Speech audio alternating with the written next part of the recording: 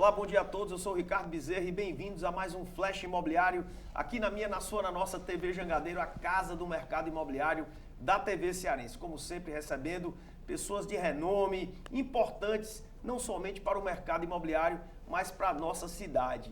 E hoje eu recebo aqui com muita honra, com muito carinho, nada mais, nada menos do que o vice-prefeito de Fortaleza, meu amigo Elcio Batista. Tudo bem, Elcio? Tudo jóia, Ricardinho. Prazer ter você aqui no programa também. Você já fez sucesso no rádio, agora na TV.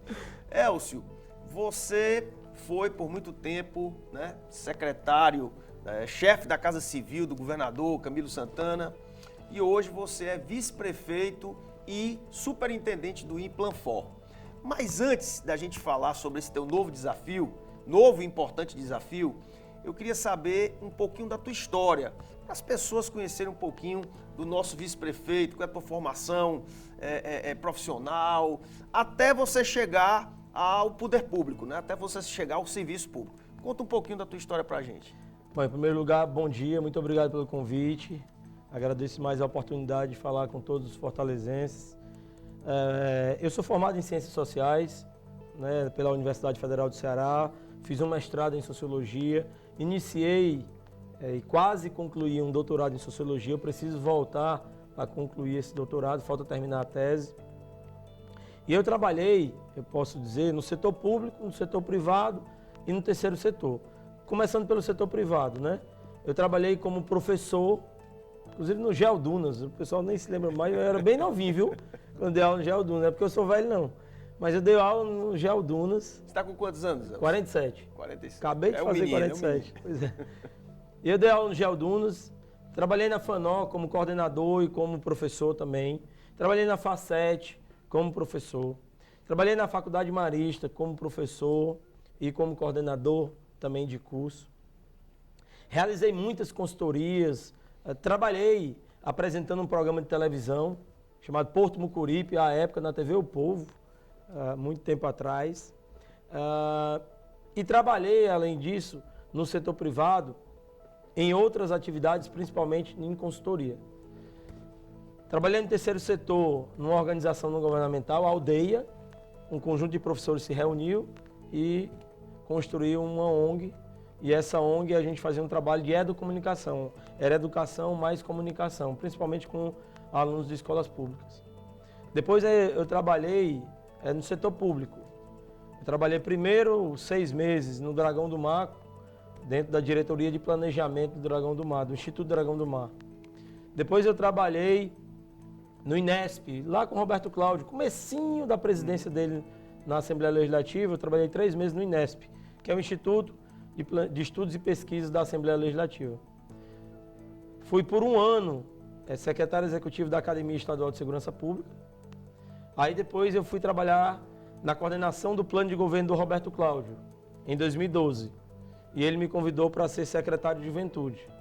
Depois eu fui trabalhar no plano de governo do governador Camilo. Todos dois foram coordenados pelo pai do Camilo, Eudoro Santana. E aí depois o governador Camilo me chamou para ser o chefe de gabinete. Então eu saí da prefeitura, fui para ser o chefe de gabinete, passei 4 anos e no segundo mandato do governador Camilo eu assumi a Casa Civil. Da Casa Civil eu me desincompatibilizei, né? Deixei o governo para ser candidato a vice-prefeito.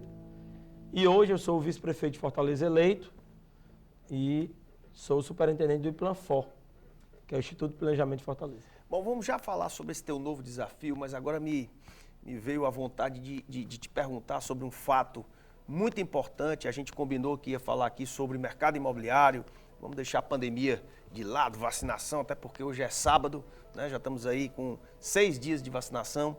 E eu queria saber de ti o seguinte, aquele momento do fechamento, da quarentena, do lockdown que aconteceu em março, né?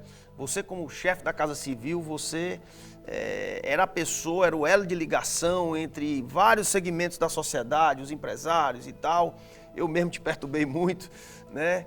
E as pessoas não querendo fechar seus negócios. Então eu queria que você falasse um pouco aqui para as pessoas entenderem como é que é a cabeça do governante enfrentando o diabo de uma pandemia mundial, um problema mundial em que às vezes o o chefe do poder executivo fica, puxa, qual é o melhor caminho a se seguir para salvar a população, mas para também manter a economia funcionando. Conta um pouquinho da tua experiência, especificamente nesse momento crucial para a vida de todos. Olha, foi talvez a experiência mais rica da minha vida, né? Tive uma oportunidade de ser o secretário da Casa Civil do governo do estado do Ceará, no momento em que a gente estava enfrentando a maior crise sanitária que a humanidade já passou, né? Então eu tinha a responsabilidade ali como chefe da Casa Civil de auxiliar o governador Camilo Santana na sua tomada de decisão para enfrentar a pandemia. Aquele momento, ele foi um momento tenso e intenso, né? Tenso porque realmente todas as pessoas foram impactadas pela pandemia, todas as pessoas, elas desejavam, queriam e exigiam que algo fosse feito pelos governantes e, ao mesmo tempo, a população também, ela, de alguma forma, né, na hora que as decisões começaram a ser tomadas, uma parte dela reagiu a essa tomada de decisão. Então foi um momento muito crítico no Brasil como um todo e no mundo. E esse momento ele foi muito intenso porque ele foi marcado por uma incerteza muito grande naquele momento, né? E aquela incerteza, ela levou a que as atitudes, as ações, as decisões no primeiro momento, que foram seguidas em vários lugares do mundo, era justamente de você dar uma parada para você dimensionar os riscos e poder retomar algumas das atividades e também estabelecer como elas seriam retomadas. O governador Camilo Santana, eu sempre costumo dizer que ele foi muito sábio numa escolha que ele fez, foi que logo no começo, antes de tomar qualquer decisão, ele reuniu o presidente da Assembleia Legislativa, o presidente do Tribunal de Justiça, o Ministério Público Federal, o Ministério Público Estadual, o presidente do Tribunal Regional do Trabalho, o superintendente da Polícia Federal, todo o secretariado do governo, o prefeito de Fortaleza, o presidente da APRES, que é a Associação de Prefeitos do Estado do Ceará. A partir daquele momento ele criou um comitê e levou para dentro do comitê a tomada de decisão. Naquele momento ele acertou porque ele compartilhou a tomada de decisão que o governo deveria ter, né?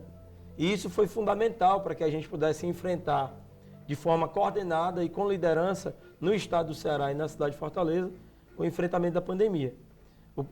Naquele momento também, dado que, primeiro, a gente não sabia qual o tratamento deveria ser utilizado contra a Covid, e nem o mundo sabia. Naquele momento, a gente não tinha uma rede hospitalar privada e pública preparada para atender a quantidade de pessoas que estavam chegando nos hospitais. Não existiam equipamentos de UTI, não existiam equipamentos de proteção individual suficientes para a demanda que crescia a cada dia. Os médicos e os trabalhadores da saúde ainda não tinham o conhecimento necessário para lidar com a doença. Havia todo um aprendizado necessário e que não tinha dado tempo ainda para que eles aprendessem. Então, essas razões, elas foram as razões que levaram àquela tomada de decisão, que era justamente de estabelecer regras para o distanciamento social no estado do Ceará e na cidade de Fortaleza.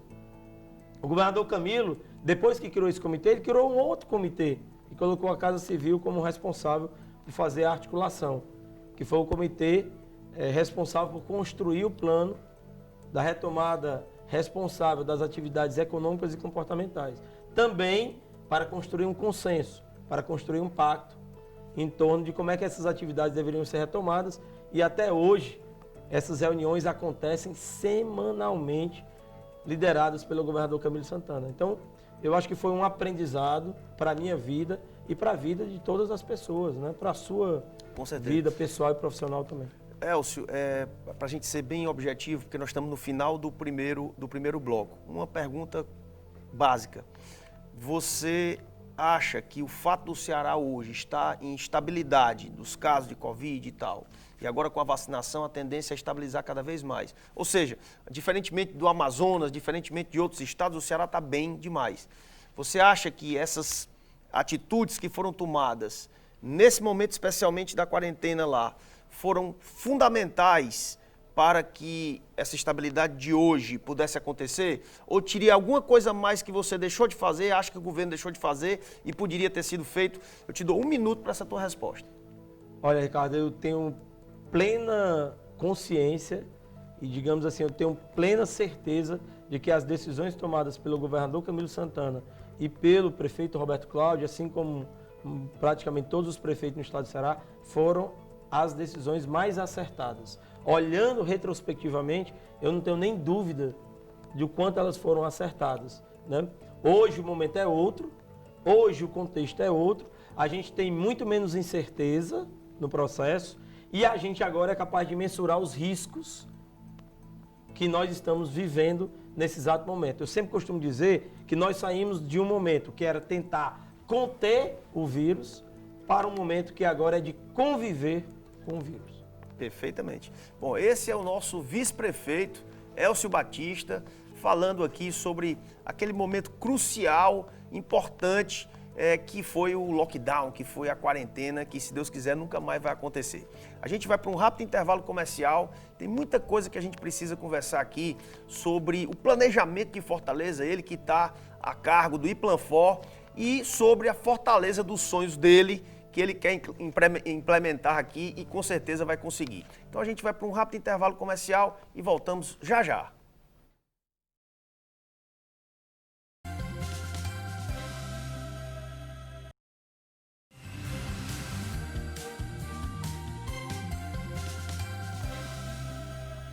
De volta ao programa Flash Imobiliário, conversando com o vice-prefeito de Fortaleza, meu amigo Elcio Batista. Ele, no primeiro bloco, falou um pouco da história dele, falou da experiência dele como chefe da Casa Civil do Governo do Estado, enfrentando pela primeira vez uma pandemia mundial e que, graças a Deus, hoje o Ceará é exemplo e nós estamos aqui podendo trabalhar, obviamente tomando os cuidados, mas podendo ter uma vida relativamente normal por conta do que foi feito aí na gestão do Camilo Santana e do meu amigo Elcio Batista.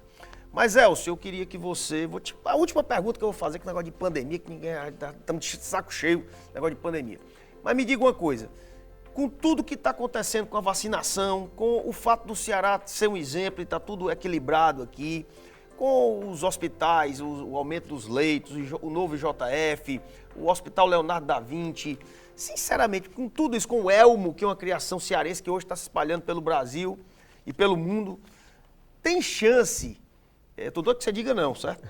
Tem chance de ter um novo lockdown com vacina, com tudo que a gente tem ainda chance de ter isso de novo aqui? Mais uma vez, apesar da incerteza que a gente ainda vivencia relacionado com a questão da Covid-19, não só no Brasil, no mundo todo, hoje a gente é capaz de avaliar melhor os riscos. Avaliando melhor esses riscos, mesmo com a incerteza pairando... Quem desiste, né? Quem desiste, né? Eu poderia dizer para você que a gente tem um risco baixo dessas medidas restritivas que a gente está vivendo hoje, elas aumentarem, certo? Isso se a história do vírus não mudar. Uhum. Mas, por exemplo, se de repente o vírus ele passa por uma mutação e ele se torna mais grave, ou seja, se vier uma nova versão do vírus com um potencial e uma letalidade muito maior, então isso vai significar talvez... Se Deus quiser, isso não vai acontecer, né? Exatamente. Com a vacina, com tudo. Esperamos que não, mas é só para você entender que o que acontece em momentos como esse. Você precisa construir vários cenários e você não pode excluir nenhum cenário. O pior caso, né? O pior caso mais, né? Mas a tendência é mínima. Risco baixo. Risco mínimo, né? É isso aí. Era isso aí que eu queria ouvir do meu amigo Elcio Batista. Elcio, você foi eleito, junto com o nosso amigo José Sarto, vice-prefeito de Fortaleza. Uma nova missão para você. E você, irrequieto do jeito que é, você assumiu a superintendência do Iplanfor. Mas antes eu te pergunto, o que é que faz um vice-prefeito? Porque pelo menos nos últimos 20 anos, eu não ouço, se você me perguntar quem são os vice-prefeitos do Roberto Cláudio e de outros passados, eu não vou saber quem são. O que é que faz um vice-prefeito e o que te levou a realmente querer sair do anonimato e ir para o protagonismo e assumir uma função além da vice-prefeitura?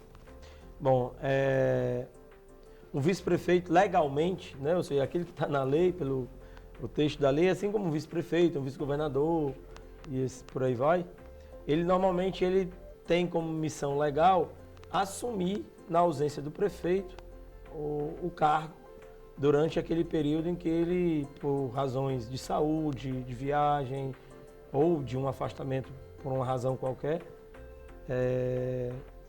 o vice-prefeito vai ter que assumir, né? Isso é o que diz a lei. Em alguns casos, né, seja um vice-presidente, seja um vice-governador, seja um vice-prefeito, em alguns casos eles assumem funções executivas, né? Eu assumi uma autarquia, que é o IPLANFOR, Instituto de Planejamento de Fortaleza. Fiquei muito honrado com o convite do prefeito Sarto para que eu pudesse assumir. Também fiquei muito orgulhoso de poder suceder o Eudoro Santana, né, que é o pai do governador Camilo Santana, uma pessoa que eu admiro demais, tenho o maior respeito, eu aprendi muito com ele. Ele era o superintendente do IPLANFOR e ele justamente está saindo e eu estou assumindo a presidência, né? Então, o vice-prefeito, nesse caso, ele vai ter uma função executiva, que é pensar a cidade. Perfeito. Então, o nosso Elcio Batista, ele não se contentou em ser o vice-prefeito, apesar de ele ser o vice-prefeito. Na ausência do prefeito, ele é que assume. Né? Teve agora um caso também, né, que a gente viu de um prefeito, não sei se é de Curitiba, que ele faleceu. Né? De Goiânia. De Goiânia, e quem assume é o vice-prefeito eleito, né? Mas eu não quero que o Sarto morra, não, viu, Carlinhos? Não estou dizendo isso, não. Sarto é nosso amigo, inclusive, claro, né? claro. Pelo amor de Deus. Enfim, então ele é vice-prefeito, mas... Quero que ele lidere os próximos 4 anos, que ele faça uma bela administração. Eu estou do lado dele, sou um auxiliar, estou para ajudar o prefeito nessa missão. Exatamente. Mas a função do vice-prefeito é essa, é substituir em caso de doença ou viagem ou coisa que o vale. Mas o Elcio, ele é tão irrequieto que ele assumiu o IPLANFOR. Eu queria que você dissesse o que é o IPLANFOR, o que é que faz o IPLANFOR e quais são realmente essas atribuições novas que você está assumindo nesse momento. Bom, em primeiro lugar, falar de planejamento. Planejar é muito importante. Planejar, por exemplo, na sua casa, fazer o planejamento orçamentário, fazer o planejamento relacionado com a empresa, né? Qual é a missão, quais são os objetivos, o que ela quer alcançar. Um governo, aliás, um estado, uma prefeitura, uma nação, ela precisa planejar o seu futuro. Então, o Instituto de Planejamento, ele serve para pensar a cidade e planejar o presente e o futuro, olhando sempre em direção ao passado. No Brasil, o planejamento das cidades, ele praticamente nasce com a experiência do IPUC, lá em Curitiba. Instituto de Pesquisa e Planejamento Urbano de Curitiba. Surgiu lá em 1965 e virou uma grande referência para as outras capitais do Brasil.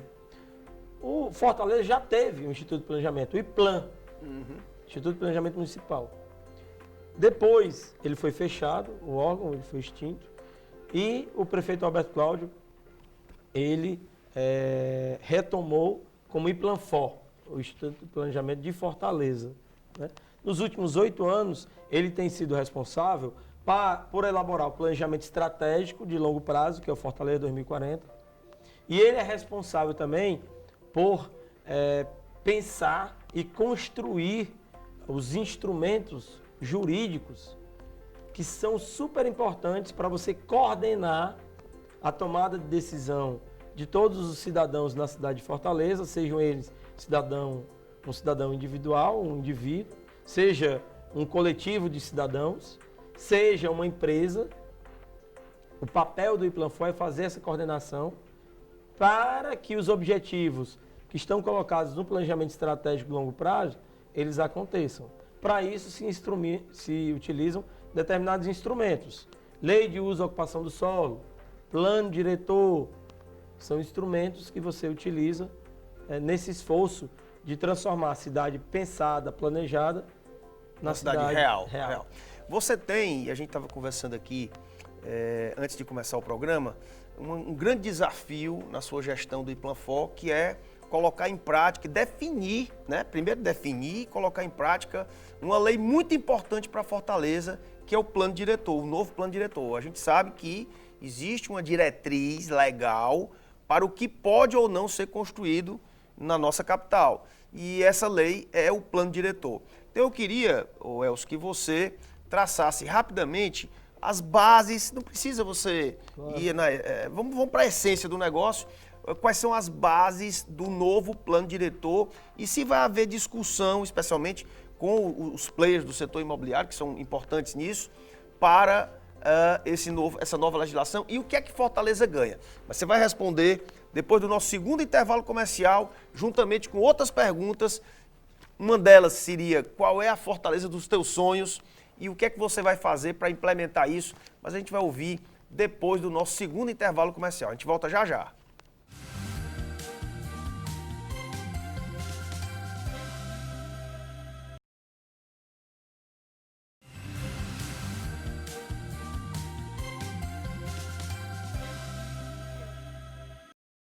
De volta ao programa Flash Imobiliário, conversando aqui, um bate-papo aqui bem descontraído aqui com o meu amigo Elcio Batista, vice-prefeito de Fortaleza, e ele é muito irrequieto, resolveu assumir uma nova missão, porque o vice-prefeito fica ali, né, sem muito, né, não vou dizer no ostracismo, mas sem muita ação. Ele resolveu assumir o Implanfor, que é o Instituto de Planejamento de Fortaleza, muito importante. Uma dessas missões muito importantes dessa gestão é definir e implantar o novo plano diretor de Fortaleza, que serve, né, é o definidor do que é que pode ou não ser construído na nossa cidade. Então eu queria, Elcio, que tu traçasse em rápidas palavras quais são as bases, a essência do novo plano diretor de Fortaleza. Bom, a tua pergunta é super importante, que é como é que vai se dar o processo de construção do plano diretor. O plano diretor, ele é fundamental que primeiro ele tenha participação, engajamento das pessoas no debate, na discussão. Segundo ponto fundamental de um plano diretor bem construído é que as decisões elas sejam compartilhadas, ou seja, que você tenha um compartilhamento de decisões e responsabilidades nessa lei chamada plano diretor. Terceiro, que você precisa ter uma capacidade de construir isso coletivamente, mas ouvindo principalmente o conhecimento, a ciência produzida sobre a cidade.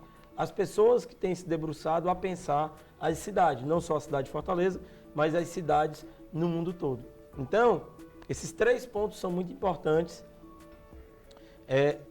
para que você possa construir um plano diretor e ele, digamos assim, ele mobilize as pessoas para fazer com que ele aconteça. Existem muitos planos diretores que eles foram construídos, se transformaram em leis, que as pessoas ou não conhecem ou não seguem, e quando a fiscalização acontece, às vezes os fatos já estão consumados, porque as pessoas não acreditam naquele sistema legal, naquele plano diretor. Então, eu acho que é importante a gente construir um plano diretor, que haja transparência no seu processo de construção e que a gente seja capaz de alinhar com toda a cidade, com todos os atores, esse plano, para que uma vez alinhado, a gente possa agir em concerto, para que a nossa ambição relacionada com a cidade que a gente imagina, que a gente quer, que a gente pensou, ela aconteça. Então, a ambição, alinhamento e ação precisam estarem muito bem coordenados. Então, esse plano diretor, eu espero que a gente consiga construir dessa forma. Elcio, eu costumo dizer que melhorar o ruim é bem facinho, né? Porque já tá uma coisa ruim, aí você vem... aquela história do 1 é melhor do que o 0, é muito melhor do que o 0, e o 2 é o dobro de 1, é 100% a mais. Então, difícil é você melhorar o que é bom. Mais difícil ainda é você melhorar ou manter o que é excelente. Então, a gente está saindo de uma administração, na minha opinião, uma das melhores, se não a melhor da história de Fortaleza, que é a administração Roberto Cláudio. Foram inúmeras obras, eu poderia ter um programa aqui inteiro falando das obras dele, mas eu me lembro numa entrevista que ele nos deu aqui na TV, naquela época tinha 900 obras em andamento. Sabe o que é isso, Elcio? 900 obras. Não é uma, nem duas, nem três, não, são 900. Então o desafio teu e do Sarto nessa nova gestão é muito grande, porque vocês têm que melhorar o excelente. Pergunto a você, quais são os pilares de vocês, dessa nova gestão, e o que é que vocês pretendem fazer para manter o que está bom, que é uma boa administração municipal? Bom, em primeiro lugar, o Sarto, pela experiência que ele tem, pela competência que ele tem e pelo talento que ele tem, já demonstrou no Legislativo, tanto municipal como estadual. Ele foi vereador, presidente da Câmara Municipal, foi deputado, foi presidente da Assembleia Legislativa, né? Então, o Sarto reúne as qualidades necessárias para liderar essa cidade e, portanto, para implementar um programa que, se não supere, digamos, o Roberto Cláudio, pelo menos mantenha a capacidade institucional que a Prefeitura tem hoje. O Sarto tem defendido, né, e isso ele sempre apresentou desde a campanha. Existem 4 pilares da gestão municipal que ele vai buscar trabalhar. O primeiro deles é saúde. Dado a crise sanitária que a gente está vivendo, há uma preocupação muito grande em aperfeiçoar o sistema de saúde. O Sarto se comprometeu tanto em investir no processo de transformação digital na área de saúde, para que consultas e exames sejam marcados pelo celular e também por computador, assim como o Sarto vai inaugurar na rede primária, nos postos de saúde, o atendimento em obstetrícia e o atendimento em pediatria, né? Além dos investimentos que ele vai fazer para melhorar a infraestrutura e investimento em gestão de pessoas na área de saúde, para melhorar a qualidade do atendimento do serviço. O segundo pilar é a economia. Há um compromisso que precisa ser estabelecido nesse momento com a questão da economia.